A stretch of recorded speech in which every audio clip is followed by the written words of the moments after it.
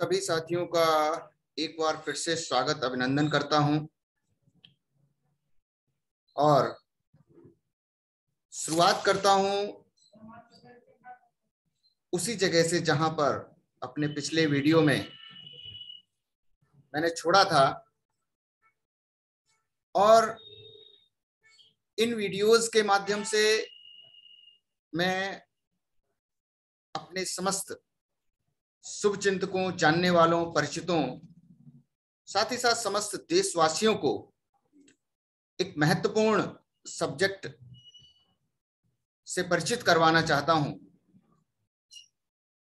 और ये महत्वपूर्ण सब्जेक्ट जो है वो है हमारे अवचेतन मस्तिष्क की चमत्कारिक कार्यशक्ति। और ये हमारे अवचेतन मस्तिष्क की चमत्कारिक कार्यशक्ति का उत्सर्जन निरंतर होता रहता है। It releases the miracle working power. ये हमेशा ही चमत्कारिक कार्यशक्ति का उत्सर्जन हमारे मस्तिष्क के माध्यम से, हमारे चित्त के माध्यम से सदैव होता रहता है। इसके एक प्रमाण की बात करता हूं और प्रमाण ये है कि डॉक्टर जोसेफ मर्फी एक असाध्य बीमारी जिसको सार्कोमा कहा जाता है, सार्कोमा से पीड़ित थे। और ये सार्कोमा जो है वो एक प्रकार का कैंसर है जो हड्डियों में या हड्डियों के आसपास के कोमल टिश्यूज में, जो सॉफ्ट टिश्यूज होते हैं, उनमें विकसित होता रहता है। ये अक्सर टांगों में, पैरों में, पेड़ों में, पसलियों में या बाजुओं में, हाथों में होता रहता है। तो डॉक्टर मर्फी ने सार्कोमा का इलाज अपने अवचेतन मस्तिष्क की चमत्कारिक उपचार शक्ति के माध्यम से किया। और उन्होंने किस प्रकार से किया? उन्होंने स्वयं के लिए एक क्रिएटिव सेंटेंस बनाया और उसी क्रिएटिव सेंटेंस को अपने अवचेतन मस्तिष्क को भेजने का काम शुरू कर दिया। और वो सेंटेंस क्या है? The sentence is the creative intelligence which made all my organs, fashioned my body and started my heart could heal its on handiwork. इसका मतलब क्या है कि रचनात्मक बुद्धिमत्ता जिसने मेरे सभी अंगों की रचना की है, मेरे शरीर को आकार दिया है, मेरे हृदय को स्पंदित किया है, वह अपनी रचना का उपचार भी कर सकती है। ये सेंटेंस उन्होंने दिन रात, सुबह शाम, दोपहर बार बार शांति के साथ बैठ करके अपने मस्तिष्क को भेजना शुरू किया। और इसका एक चमत्कारिक परिणाम यह हुआ कि डॉक्टर मर्फी अपनी जिस सार्कोमा नामक गंभीर बीमारी से, असाध्य बीमारी से भी बाहर निकल करके आ गए। और उन्होंने स्वस्थ होने के पश्चात पूरे विश्व को बहुत ही महत्वपूर्ण शिक्षा का आदान प्रदान किया, शिक्षाएं दी और miraculous working power of subconscious mind से रूबरू कराया।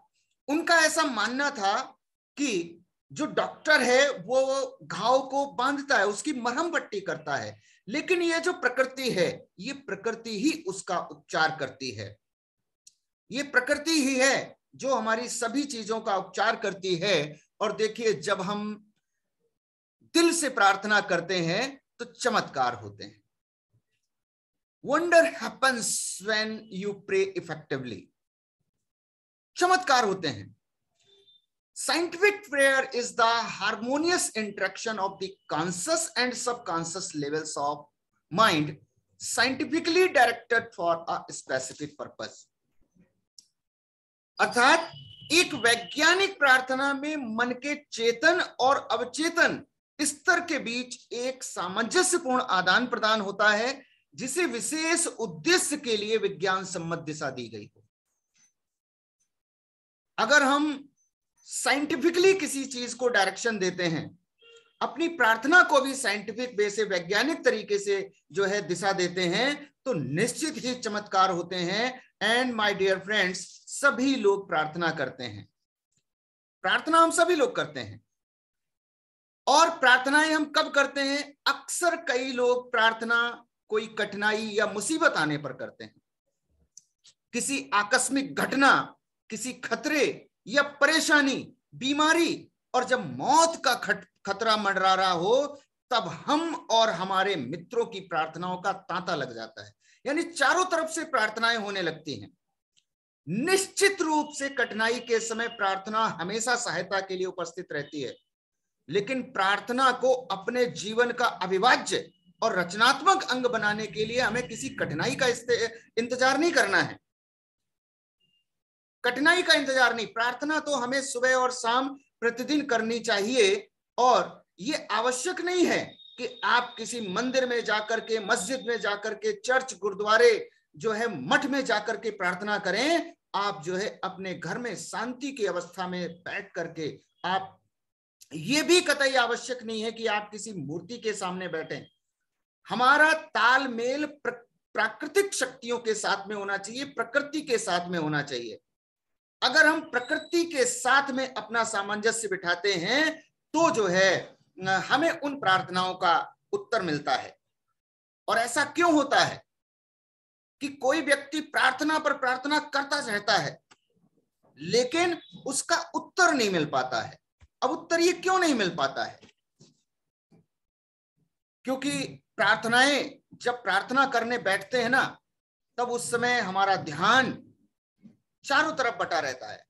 हम अपने माइंड को कंसंट्रेट कर ही नहीं पाते हैं। और जब तक माइंड को कंसंट्रेशन नहीं कर पाएंगे, मस्तिष्क को, चित्त को एकाग्र चित्त नहीं कर पाएंगे, तब तक जो प्रार्थना हम कर रहे हैं उसका परिणाम हमको नहीं मिलने वाला है। बात ये आती है कि हम विश्वास किसका करते हैं, व्हाट डू यू बिलीव। और ये जो बिलीफ है, विश्वास है, ये कोई वस्तु नहीं है। प्रार्थना कोई वस्तु नहीं है जो व्यक्ति की प्रार्थना का जवाब देती है। जब व्यक्ति के मन में बैठी तस्वीर या विचार पर उसका अवचेतन मन प्रतिक्रिया देता है, तब उनकी प्रार्थनाओं का उत्तर मिलता है। ऐसी ही स्थिति में उनकी प्रार्थनाओं का उत्तर मिलता है।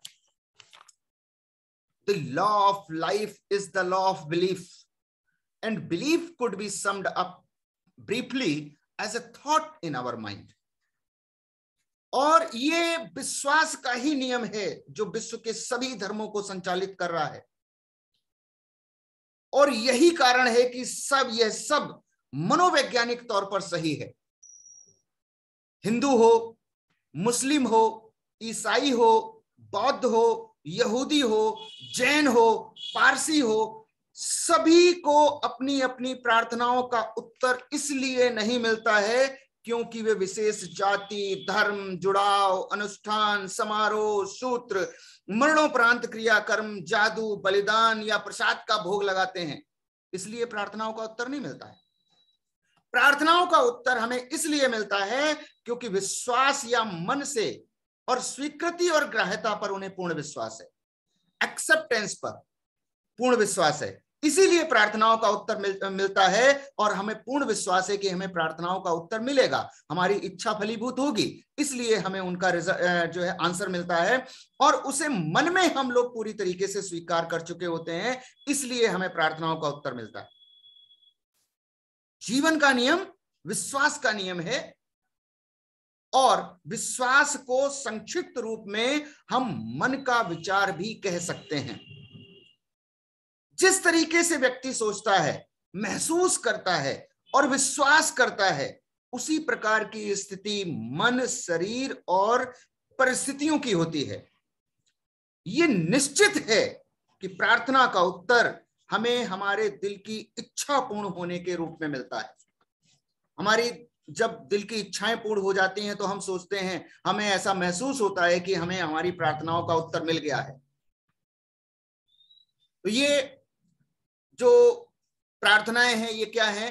डिजायर इज प्रेयर, यानी हमारी इच्छा ही हमारी प्रार्थना होती है। और हर व्यक्ति किस चीज की इच्छा करता है? हर व्यक्ति अच्छे स्वास्थ्य की इच्छा करता है, हर व्यक्ति प्रसन्नता की, सुरक्षा की, मानसिक शांति की, बहुत सारा धन हमारे पास में आ जाए इसकी, और सही सम्मान की हम कामना करते हैं, सही सम्मान की हम प्रार्थना करते हैं। पूरी दुनिया के जितने भी लोग हैं वो सभी इन सभी चीजों की प्रार्थना करते हैं। Good health, everybody needs good health. हर व्यक्ति को अच्छा स्वास्थ्य चाहिए, हर व्यक्ति खुश रहना चाहता है, प्रसन्न रहना चाहता है, हर व्यक्ति सामाजिक रूप से सुरक्षित अपने आप को रखना चाहता है, हर व्यक्ति ये चाहता है कि मैं मानसिक रूप से पूर्ण तरीके से शांत रहूं, और हर व्यक्ति को अपना मान सम्मान प्रिय होता है। वो चाहता है कि मुझे हर तरफ से मान सम्मान मिले, हर व्यक्ति मुझे मान सम्मान दे, मैं अपने इस पूरे जीवन में जो है सम्मानित होता रहूं। ये सारी चीजें हर व्यक्ति अपने अपने दिमाग में, अपने मस्तिष्क में ऐसा चिंतन करता रहता है। इमर्सन कहते हैं there is one mind common to all individual man. सामान्यतः सभी व्यक्तियों के व्यक्तित्व में एक ही मन होता है। ये इमर्सन अमेरिका के महान कवि हैं, दार्शनिक हैं, निबंधकार हैं और समाज सुधारक रहे हैं। इनके बहुत सारे वक्तव्य हैं, उन्हीं वक्तव्यों में से एक वक्तव्य यह है कि there is one mind common to all individual man, अर्थात सामान्यतः सभी व्यक्तियों के व्यक्तित्व में एक ही मन होता है। हमारे अवचेतन मन की महान शक्ति जो है ये हमेशा से है, चिरकाल से, कह सकते हैं चिरकाल से, यानी कि तब से है जब से समय शुरू हुआ है, और ये शक्ति सदैव अपना काम करती रहती है। It works always. तो मेरा आप सभी से निवेदन है कि ऐसी अद्भुत चमत्कारिक परिवर्तन लाने वाली शक्ति जो मानसिक और शारीरिक घावों को बांधेगी, भय से भरे हुए मन को आजादी दिलाएगी और हमें और आपको गरीबी, पराजय, परेशानियों, कमियों और हताशा से पूर्ण रूप से मुक्ति दिलाएगी। हमें केवल खुद को मानसिक और भावनात्मक रूप से अच्छाइयों की, जिनकी हम चाहत रखते हैं, उन्हें जोड़ना है। आज से ही, अभी से शुरू करना है और अपने में क्रांतिकारी सकारात्मक परिवर्तन होने दें। अगर ऐसा करते हैं तो निश्चित ही क्रांतिकारी सकारात्मक परिवर्तन होंगे। इसको तब तक करना है जब तक कि आपको इच्छित सफलता प्राप्त ना हो जाए। यानी हम कोई भी काम अगर बीच में छोड़ देते हैं तो हमें इच्छित सफलता नहीं मिलती है। हमें अपने कामों को तब तक करते रहना है जब तक कि हमें अपनी मनचाही सफलता प्राप्त ना हो जाए। तो थैंक यू वेरी मच। आपको ये वीडियो, मुझे विश्वास है कि अवश्य ही पसंद आएगा। बस एक बार निवेदन फिर से यही करता हूं कि ये वीडियोस जो कि निरंतर आपके समक्ष आते रहेंगे, इनको आप ज्यादा से ज्यादा सब्सक्राइब करवाएं, ज्यादा से ज्यादा लाइक कराएं और खुद को लाभान्वित करते हुए अपने सगे संबंधियों को, रिश्तेदारों को, अपने मित्रों को, सभी लोगों को इस महत्वपूर्ण विषय के बारे में बताएं। ऐसा करने से आपका आपके सगे संबंधियों पर बहुत बड़ा उपकार होगा। आप एक बिना कुछ खोए हुए आप बहुत बड़ा परोपकार अपने सभी साथियों पर कर देंगे और अपने जो है, जब हम लोग खुद ही उन्नति की दिशा में आगे बढ़ते हैं तो निश्चित ही हमारा देश भी सुखी, समृद्ध और खुशहाल होता है। तो हमें अपने देश को सुखी, समृद्ध और खुशहाल बनाना है। इसी दिशा में निरंतर अपने कदमों को आगे बढ़ाते रहना है। तो मैं बस यही निवेदन करूंगा कि ज्यादा से ज्यादा वीडियो को लाइक करें, सब्सक्राइब करें। Thank you very much.